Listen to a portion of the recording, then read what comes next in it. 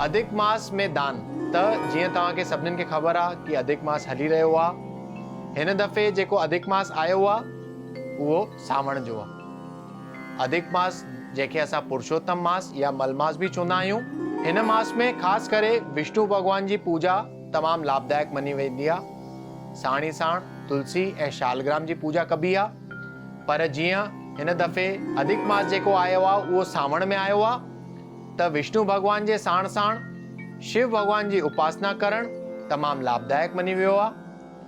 अगरि तव्हांखे पूजा जी वस्तुअनि जो दान करणो आहे त भगवान शिव जो जिते रुद्राभिषेक थींदो हुजे कंहिं बि मंदिर में, उते तव्हां चंदन, गुलाल, अंबीर, गुल, बिलपत्र, दुर्वा, खीर ऐं अनाज, हे सभु तव्हांजे लाइ दान करणु तमामु लाभदायक साबित थींदो। अधिक मास में ख़ासि करे इहो सभु दान करण सां अधिक फल जी प्राप्ति थींदी आहे। माण्हुनि खे अक्षय फल जी प्राप्ति कराईंदो आहे। ऐं थी सघे त पंहिंजे ब्राह्मण खे, जेके बि ब्राह्मण तव्हां सुञाणींदा हुजो, हुननि खे घुराए करे घर में ब्रह्मोत्सव जो आयोजन करे हुननि खे वस्त्र, छटी, चंपल, दक्षिणा, फल, मिठाई, अनाज, हे सभु दान करणु तमामु लाभकारी मञियो वियो आहे। चवंदा आहिनि कि अधिक महीने में जेको भी माण्हू इहो ब्राह्मण खे दान ॾींदो आहे हुनखे हुननि में अक्षय फल जी प्राप्ति थींदी आहे ऐं हुननि जा जेका भी पाप हूंदा आहिनि उहे नाश थी वेंदा आहिनि